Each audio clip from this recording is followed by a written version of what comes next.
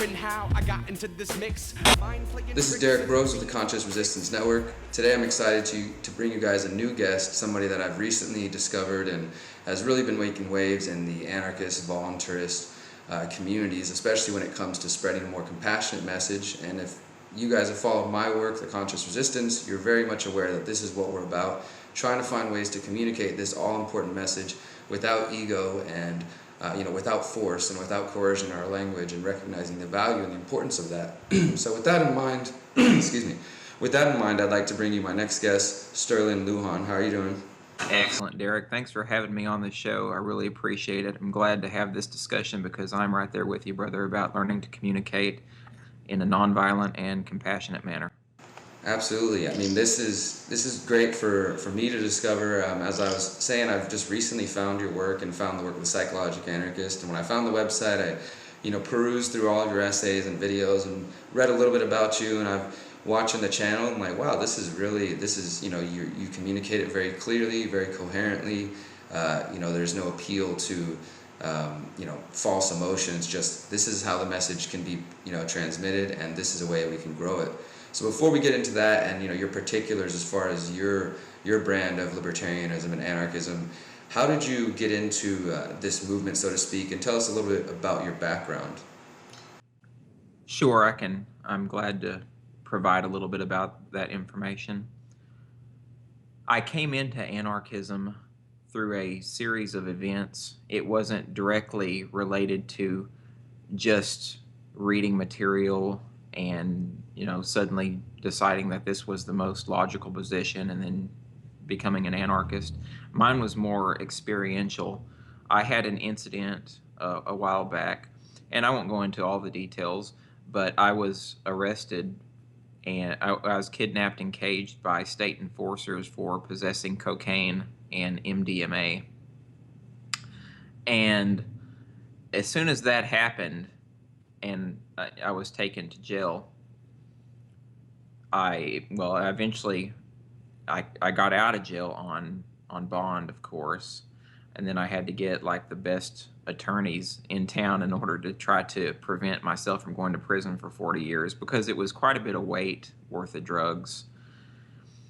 And during the time that I was waiting for trial, it usually takes, in those types of cases, takes about a year to go to trial because the courts are so filled up because the drug war is so asinine, as we both know. But during that time period, I was going through I was having a lot of tumultuous emotions. I thought I was going to go to prison for 40 years. I thought my life was over. And so at the same time, I was also becoming very angry and also a little bit bitter, I want to say, because I felt like I had to tell people that I was this bad person, that I was a horrible individual because I had broken the law, and that by virtue of that I just didn't deserve to be treated like every other human being. And so I felt really a lot of guilt and a lot of remorse and just a flood of different emotions. But I also started to realize that I don't believe that I'm the one that's necessarily in the wrong here. And as soon as I started having those types of thoughts, I started reading Murray Rothbard. I started reading Stefan Molyneux and watching his videos.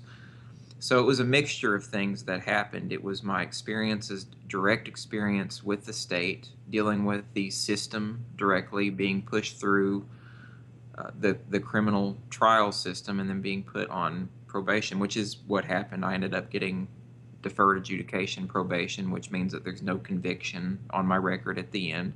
But this was thousands of dollars later. So I read the books, I had the experiences, and as I started to process all of this, that's when when I really realized that, yeah, I'm an anarchist. And that thought came at the same time as the thought that I didn't do anything wrong to deserve this. I'm not a bad person. People should be able to use whatever kind of compounds or drugs that they want. They should be able to alter their consciousness without having to apologize for those actions. Yeah, absolutely. I want to say that I agree with you wholeheartedly on the fact that, if we're not free to put things in our body and alter our state of mind, really what some people refer to as cognitive liberty. If we don't have cognitive liberty, then we're really not free in any sense of the word at all. And I also, that I didn't know that about you, man. I think that that's an important point to make, because I'm not sure if you're aware, but 10 years ago I was arrested. I had a drug addiction and was selling a lot of drugs, and I got arrested for a felony, and I spent 4 years in and out of jail, probation, eventually prison and parole. And that was really, for me, the starting of my kind of self-reflection, re-looking at the situation.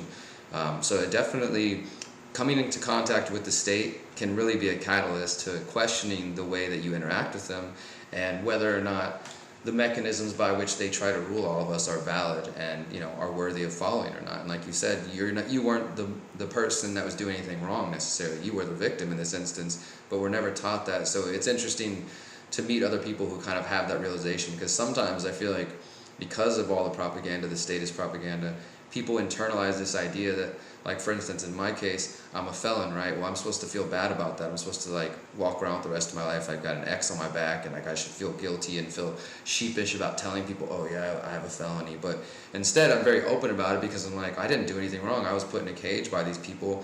I wasn't in a really good place emotionally, but it wasn't the jail or the cage that caused me to heal. It was my own choices to decide, I want to take my life in a new direction. The state didn't do that for me, and it's important to recognize that. So I appreciate you sharing that, and I imagine as you started to read Rothbard and you started to check out different videos and explore these thoughts, is that what led to the beginning of Psychologic Anarchist? And let's hear more about that. What is the premise of that page and that website? Sure. Well, I want to start by telling you I'm glad that we have shared experiences, because that's the kind of stuff, the material that allows us to empathize and connect with each other to a higher degree. So I'm glad you shared your experience as well, because I didn't know that about you. So I just want to say that first, Derek. Good. And so Psychologic Anarchist has an interesting history. After I became an anarchist, I wasn't really vocal for a couple of years. I was mildly vocal, like I would talk to people online, and I would get into arguments, and I would focus on what I now call the limb axis, or the logical, economic, and moral truths of anarchism. And in my mind, and in retrospect, this particular facet came from the residual anger and bitterness that I had from my experiences.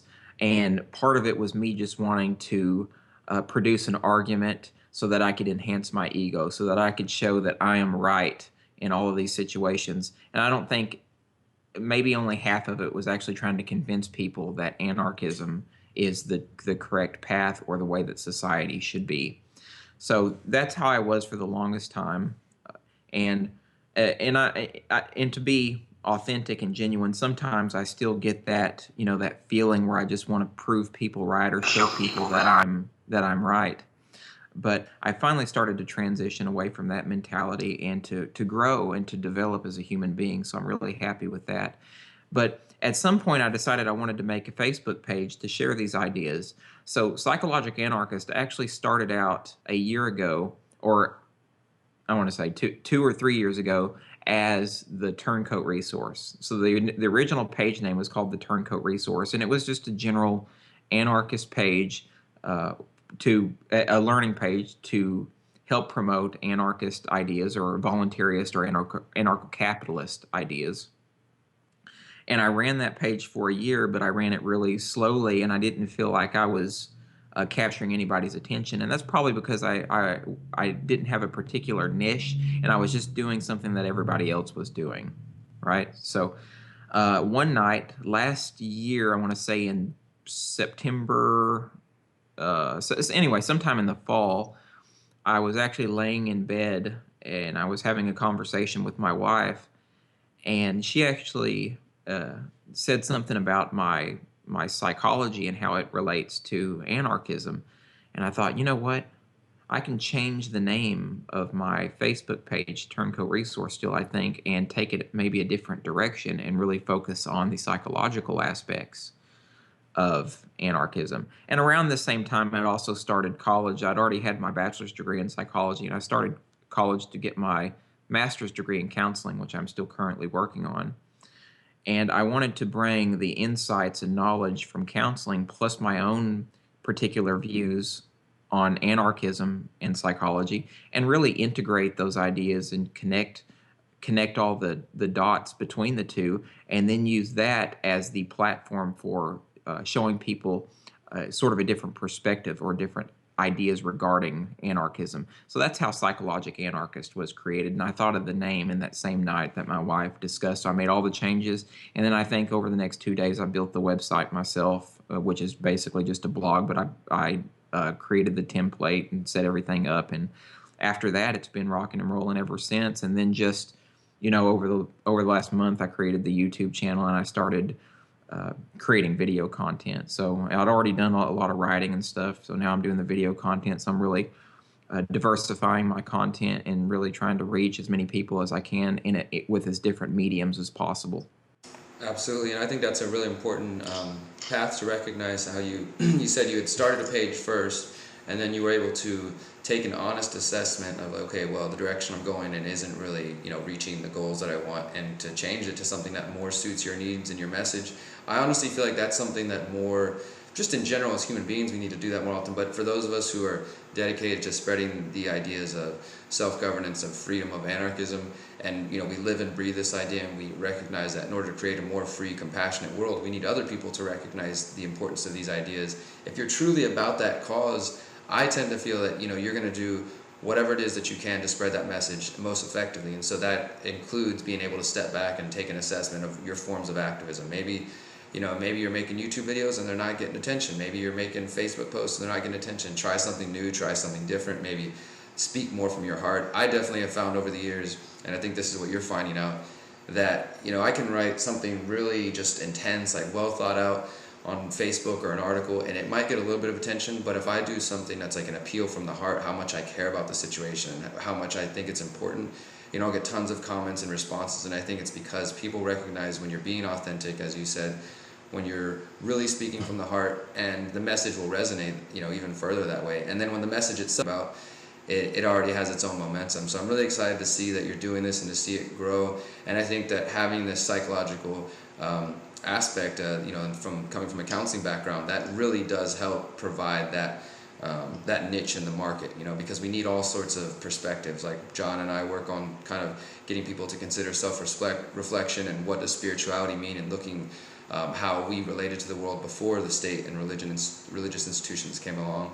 So that's helping some people who are interested in that type of message, and then your message is finding a particular crowd of people who are looking for that, and then there's crossover in our messages. So it's just really beautiful to see the way that liberty expresses itself in all the diverse human population. It's really beautiful. Yeah, absolutely. And I really love that we do have so much crossover, because I think one of the cornerstones of both of our messages, you and John, is this idea of communicating anarchy in a more compassionate, more loving, and more honest way. That way people come to terms with anarchism without feeling that they're being berated, or that they're being chastised, or that they're being forced to come over to anarchism. Because really what happens if we use any type of hostility in our message, or any type of aggression, a lot of times it will rigidify people and it will turn them off to that particular message. So I'm all about communication, first building rapport with people, and just generally conveying compassion in any way that I can to people to get them involved. So that's one of the crossover that I see. Of course, in my particular area, I'm really interested in how, like I mentioned, counseling, psychology, and therapy, the principles involved in that domain really transfer over into how we communicate and how we talk to people and work with people to get them to see anarchism as a valid path. Absolutely. So that's what I want to go into next, is talking a little bit more about compassionate communication, also known by nonviolent communication. I've talked a bit about this here in Houston. I don't think we have any videos yet on the Conscious Resistance Network, but I'm going to assume most of our audience is somewhat familiar. But let's talk about that a little bit. Tell us how you discovered the idea of compassionate communication. Obviously, it's related to your counseling work, but what is let's get deeper into that. Why is that important? You know, we have this sort of, we've had for the last couple of years this sort of brutalist versus the humanitarian libertarian argument, where the brutalist side, you know, says freedom at all costs. You know, there should be no regard to whether you're offending anybody, whether you're, you know, bashing any sacred cows, which I totally do agree that we shouldn't, you know, limit ourselves as far as self-censorship. But again, back to what I was saying before, if you care about a message and you truly believe, like I do, that this message has the power to liberate hearts and minds around the world, then perhaps you step back and you take a look at how you're communicating this message, you know, and constantly berating your quote-unquote enemies or just people who have different opinions might not be the quickest way to get them to come to your views. So let's talk a little bit about that. How did you get into first discovering compassionate communication in your life in general, and then how that extends to your work now? Yeah, sure. So this started out with me not really even realizing or knowing what compassionate communication or nonviolent communication necessarily was. I just started learning about the tenets and principles of communication as I started studying counseling psychology. And one of the first things that we're taught as counselors is the tenets or the three axioms of communication. And I'll see if I can recall them now. One of them is the message sent is not always the message received. So, and that basically just means whenever we're talking to people or communicating to people, they may not internalize or understand what we say in the same way that we understand it. So that is a point of potential contention, and that might confuse people. That's why we have to be authentic and loving and compassionate when we try to communicate, so we can also be clear. Another one is nonverbal communication is always more powerful than verbal communication. Of course, this isn't as applicable to online chat because we don't have access to those aspects of communication. We don't always have access to bodily functions and micro expressions, paralanguage, and those other type of things that comes along with talking to people in the flesh. But it's also good to remember that to pay attention to process or people's body language and how that plays into what they're actually saying, the content of what they're saying.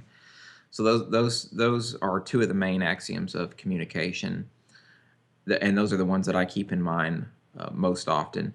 And so what happened, after I started learning about those axioms of communication and just communicating and learning to listen, which is a big part of communication in the counseling process, I finally came into contact with Marshall Rosenberg's work. Mm-hmm. I read about that probably, I don't know, is maybe a year or 2 years ago. And his work overlaps with regular counseling psychology, and in nonviolent communication has the primary aspects of it are self-empathy or self-love. In order to communicate with people effectively, we have to be able to love and understand, have an understanding of ourselves.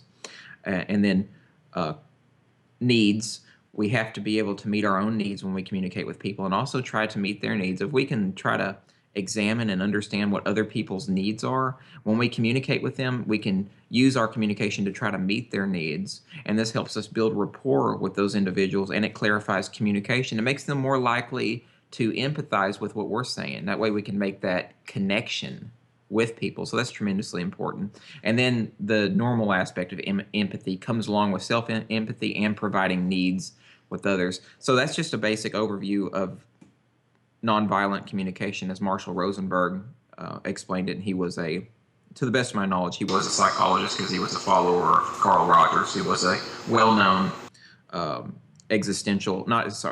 humanistic psychologist. Okay, so that's that. And then we move into what I just refer to as compassionate communication, or what you and I, Derek, refer to as compassionate communication.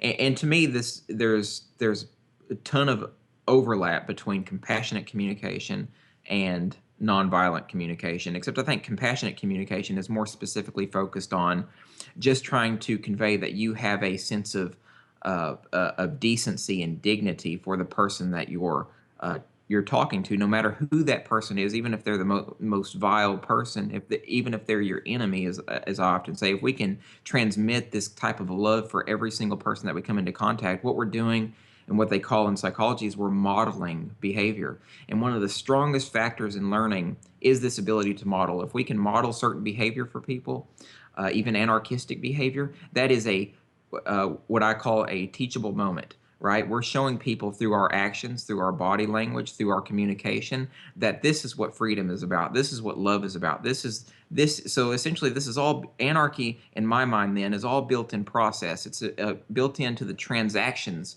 that we have with each other, and that right there, I think, is one of the core or one of the core insights of relational anarchy and the communication that you and I share and that we think is important for getting people involved in anarchism, rather than the content, rather than the arguments, rather than the grand economic schemes. And so this is really where it's at, and where all these things sort of flow together, the confluence of ideas and communication. I hope that there's a lot of information there, so I hope that makes sense. No, that made perfect sense, and that was a great breakdown. I really appreciate that. And also, I totally concur with you on the fact that it's the way we communicate, because I've realized for a long time, I personally don't identify as an anarcho-capitalist, but I obviously have a lot of friends who are American libertarians, agorists, and caps, really all across the board. In Houston, I grew up working with left anarchists, so I grew up around, this view that now a lot of the people that I'm kind of friends with and associates with oppose those views, but I think it gave me a perspective of being able to communicate with people who I'm like, okay, well, I don't necessarily agree with them on this issue, but I'm going to find a way to work with them because our community work was so important. And also, what you just touched on, I often try to tell people that the revolution, the evolution is in the conversations. It's in the day-to-day actions that we take, and that is where the battle, so to speak, is really being fought. Like you said, not everybody is going to be overwhelmed or exposed to these ideas through the economics, these big treaties on economics and future plans on how this society might work out, but they might come to an understanding of the importance of compassionate and nonviolent communication, and then extend that to their actions. Okay, well, if I'm communicating with people in a compassionate way, I'm having empathy and self-love, and I'm extending that outwardly to others, and then use that sort of mode of thinking to start examining government and other institutions of authority, you can just see that it has just powerful effects and ramifications from that. So it's absolutely important, and I'm extremely thankful that you are talking about this. And hopefully more of the audience who is unfamiliar with Marshall Rosenberg and NVC or just compassionate communication will look more into this, because I do believe, and part of what John and I are trying to say with the conscious resistance idea or philosophy is that even if we were to spread the message of anarchism and overthrow the state, or spread counter-economic activity and agorist activity and create new counter-institutions, until we do that individual work, working on our own doubts, insecurities, fears, all these things, these idiosyncrasies that we hang on to and are able to process them, I believe it'll only take a matter of time before we create something, just like we see today, possibly even worse, because what's it going to look like if we have a world full of anarchists running around full of ego who haven't taken the time to, work on their individual arguments and be able to compassionately communicate with other humans? I'm not really sure that's going to be the situation we're after. So absolutely, this individual work is necessary. Right on. Yeah, that was well said. And to buttress your point, what's happening now in anarchist communities, I think that our particular doctrine or way of going about this, what I just referred to as relational anarchism, compassionate anarchism, therapeutic anarchism, a lot of different names for it, but it is diametrically opposed as far as philosophical communication with these more brutalist tactics, with just focusing on the LEM axis, that is the logical, economic, and moral factors. A lot of the people involved in this, and I'm really not trying to be divisive, I'm just trying to clarify what I see, but a lot of these folks are very brutalist, as Jeffrey Tucker pointed out in the article that he wrote, what was it, last year, year before last. And because they believe that freedom is just based in these principled activities, that they can treat other people the way that they want to treat them, and then also be able to create more anarchist communities and more connections between people. And that's absolutely just incorrect from a psychological perspective. It's not psychologically coherent. You can't just talk to people how you want to talk to people and get them involved in anarchism, because what it does is it rigidifies them against anarchism. It makes them think that these people are just a bunch of assholes who don't actually care about me and don't want to meet any of my needs whatsoever. And it just and also it's not based in any type of etiquette or decency with others. So that's something that we really have to move away from.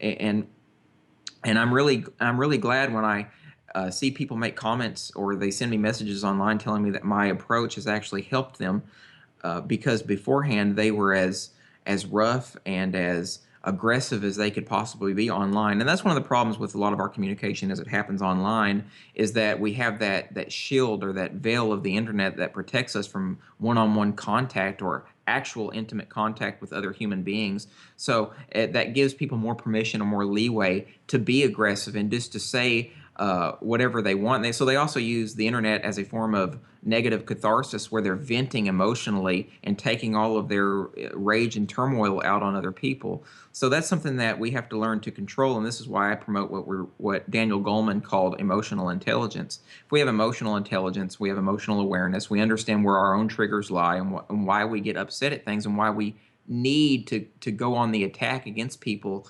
online. It'll really help mitigate those feelings, and in that way, more people will be attracted to you as well. There's just a lot of people who aren't attracted to assholes, right? No, absolutely, and that's another thing that I really try to emphasize is when you start to really just claim, the way I try to put it is, just claiming your own power, and I really like that idea of emotional intelligence. When you do, like you said, understand your triggers, you understand all these different things, your doubts, insecurities, your fears, your goals, and you are truly kind of centered in yourself, which for me, meditation has helped a lot, and just in general, a sense of self-reflection, of having quiet time to just process your thoughts. And that again is, I think, part of the problem is so many people are just constantly going, too busy to even stop and assess themselves, and then they get online and they see something that they don't like and they just want to come back with a quick snarky comment. They're not really trying to process it and to let me see where this person's at, and you have no idea what the other person on the other side of the screen is dealing with in their regular life. Maybe they're having a real shitty day and they just wanted to unleash some vengeance on some anarchist that they don't like, and then you got two people going back and forth. It becomes a really bad situation. But when you start to claim your power and really live your truth and become more aware of all these pieces of yourself and able to communicate that effectively, I have seen in my own personal life that it resonates with other people. It inspires other people to take the same actions and be like, wow, you've gone through all this and you're choosing to take this path. Let me see if I can, overcome my struggles a little bit and see how I can communicate more effectively. So it definitely is infectious. It inspires people, and we need to continue to do that. I wanted to talk about a couple of your videos for a few minutes now, because you said you just recently started the YouTube channel. I think it's just a couple of months, or maybe just 2 months old now. And you did one recently that I really appreciated, called "Childhood is the Place Where Communication Dies." So go ahead and give us a little rundown of what that video is about. Yeah, sure, no problem. So one of the things that I found to be the most truthful, or the most important understanding from the voluntarist communities and some anarcho-capitalists, is this idea that statism starts at home. To me, with my understanding of psychology and what developmental trauma can do to children as they grow into adults, nothing could be more honest and more accurate than this idea that hurting and harming children when they're at their most vulnerable stage in life really produces adults that really want to repeat, or they have a tendency to repeat, the vicious cycle of the way they were treated onto others, and especially onto their children as they grow up. So the idea behind childhood being the place where communication dies, what I wanted to get across in that video, and what I think I got across, is that it's not just how we treat children in terms of if we hit them or we don't hit them, or spank them or don't spank them, that determines if they grow up with a more aggressive personality or a more hostile temperament. It's also the way that we interact and relate to our children in an emotional context. And the reason why I said that childhood is the place where communication dies is because a lot of times when we're growing up, and we're growing up in hostile environments, our parents will tell us things like, you need to shut the fuck up, stop crying, go to your room, don't bother me. And especially the things like stop crying, or I'll give you something to cry about. Anything that stifles our emotional expression at a young age has far-reaching and long-lasting negative consequences on the development of the personality. And I'll cite a book I read that has been that I continuously cite in articles, that I talk about in my videos. But Alice Miller wrote a book called For Your Own Good. And she was a psychoanalyst for some 20 years, and she worked with adults who were um, uh, had issues in their family, and this is in a lot of counseling, but she really got to the psychoanalytic core of their issues. And what she found was that there are culturally acceptable or culturally conventional abuses that children go through that have nothing to do with just spanking and just being hit. We know for a fact that children who are hit and spanked causes damage, lasting damage in the long term, even some neurological damage we could get into, like gray matter being damaged, one study showed. But here's another thing that's also happened that's more subtle. When children act out and their emotions are crushed or stopped or stifled, Alice Miller explained that this right here creates emotional blocks. It teaches children that they can't emotionally communicate, show their emotions. It makes this whole idea of emotional expressivity in society. It's the one reason why it's so taboo, and why oftentimes in public a lot of us focus on the content of our communication rather than the processes, rather than what our body conveys to other people, and why really we can't talk about emotions at all, and why crying is oftentimes shunned. Like if people cry in public and in certain situations, that is considered a social evil. And that, so that's what the real point I was going to get at. We need to really start treating children with dignity, in the sense of letting them express their emotions, explain their emotions, or so they can explain their emotions. And as parents, maybe get into a situation where we can tell children to try to, or ask children, what are they feeling? What is this emotion? Because I think the more we're allowed to have emotional expression, and that's not stifled as a younger age, the easier it is for us to empathize with people later in life and make connections with people. And this is one of my ideas, and I want to say that I'm maybe not the first, but one of the people who started articulating this idea is that the root of statism, the root cause of why governments exist and why bureaucracies exist, is because they're impersonal and alien, right? Everything is just an administrative detail where there's no contact, there's no interpersonal deep contact between people. And so with that emotional stifling, it makes it easier for people to, especially for leaders in certain positions, to order the death or the murder of other people with no concern or no empathy whatsoever, no idea that these are human beings with deep emotional lives. And so that's a huge problem. And in my mind, the core root of statism is the fact that communication dies in childhood, that emotions are stifled, and that people they lose their ability to feel. And there's this idea in our society of machismo, right? If you're a male, when you grow up, your emotions are even more stifled than females, because you're also being prepared to go to war if necessary. So you don't need to be able to feel. You need to be able to follow orders, fall in line, and to obey as much as possible. So in my mind, that right there is what we need to try to fix in order to push our society in the proper direction. Children have to be allowed to feel. They have to be allowed to express their emotions, and we have to be able to accept that as adults, that emotions and feeling are normal parts of being human. It's part of our soulfulness. Absolutely, that's a great point. And that's something that I have struggled with in my own life, and John and I touch on this in the first book, just the idea that of questioning all the different norms. For me, anarchism isn't just about questioning the norms that we have with our relationship to authority and to government, but examining all of our own, thoughts, and seeing which ways we may have been influenced by outside forces, and being able to re-examine our biases. And part of that for me goes into how the world tries to, especially in the Western world, tries to set standards on what a male is supposed to be, what a female is supposed to be. Like you said, men are supposed to be strong, go to war. We're not supposed to express our emotions. And I'm an emotional dude. I've always been very in tune with myself and had no problem expressing that. But growing up, I definitely have had experiences with other male figures in my life where that was sort of like looked down upon or stifled, like, hey, just shut up, don't talk about that or whatever. And I've had to really learn to overcome that, to come to a place where I'm comfortable speaking up and speaking as vocal as I do.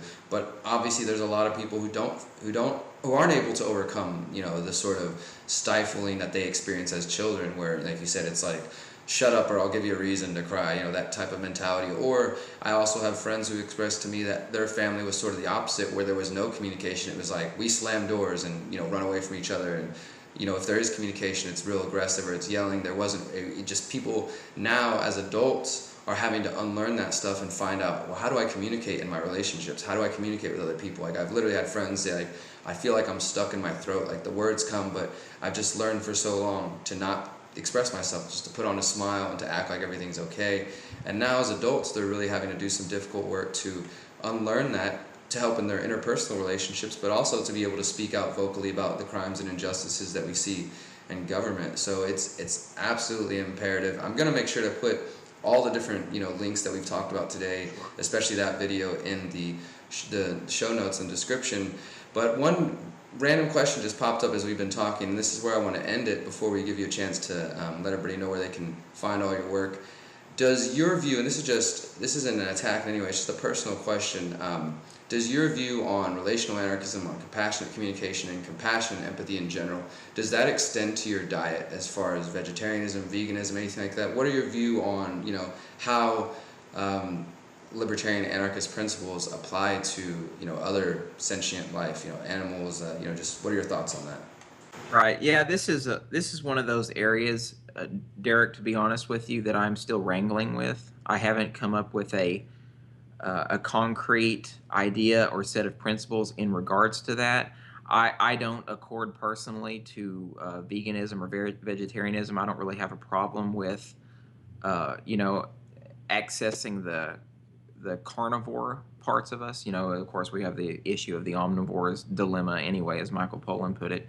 But this is not something that I have come to terms with. I've just now started to really think about that issue as people have been pointing it out to me and talking about it on my feed and on my Facebook pages and stuff. But my knee-jerk reaction, I guess, from the voluntarist side of me is to say that this may not be a moral issue per se, or something that can be morally defined, especially along clear lines, because of the differences as far as consciousness is concerned, and the way that humans process things and can share in the burden of morality is a little different than with animals. However, that is not to say that is going to be my rigid position, because I'm constantly changing in views and ideas. But I am trying to work something out in regards to that and come to a conclusion myself. It's not an area that I really focus on a whole lot, but it is something that I've been thinking about, and maybe we'll start speaking more on. Absolutely. Well, I appreciate your openness to learn, and if you're open to it, man, I'd love to send you a few different links that I've come across that, I am a vegetarian, vegan, and for me, it has become sort of increasingly important for me to point that, where I don't necessarily consider myself to be militant about it anyway. Again, like with my volunteers' views, I know that the best I can do is to lead by example, and to show other people the value in that.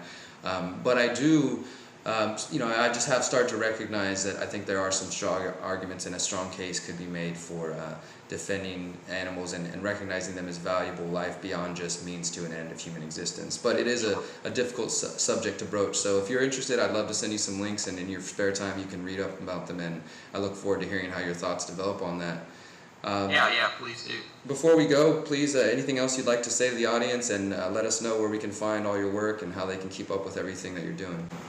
Yeah, sure. I do want to plug one more idea that I meant to discuss earlier when we were talking about communication and with childhood rearing. There is one thing I think everyone should keep in mind when they do try to communicate with people, especially the ideas of anarchism, or when they're communicating with their children. Whenever we communicate aggressively, neurologically, what happens is the brain produces stress hormones, primarily cortisol and adrenaline. But the thing is, when the brain produces cortisol at high enough levels, that can actually cause damage to the brain. It's what creates the fight or flight response, and it is the reason that people can't learn as well whenever they are triggered and when there's emotions running high. So that's something I meant to mention earlier.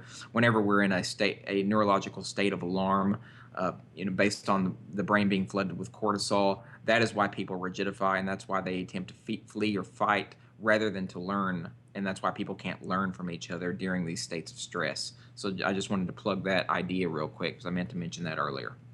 Awesome. Okay. Great point. Thank you for adding that. Yeah, no problem. So the main place that people can find me is on my Facebook page, which is Psychologic-Anarchist on Facebook. You can just type that in, or Sterlin Luxan, Luxan. www.psychologic-anarchist.com is my website, or you can find me on YouTube, YouTube/C/Psychologic Anarchist. And I'm also a contributor to The Art of Not Being Governed. I post articles on there. I usually try to post at least one a month, maybe one every 2 months.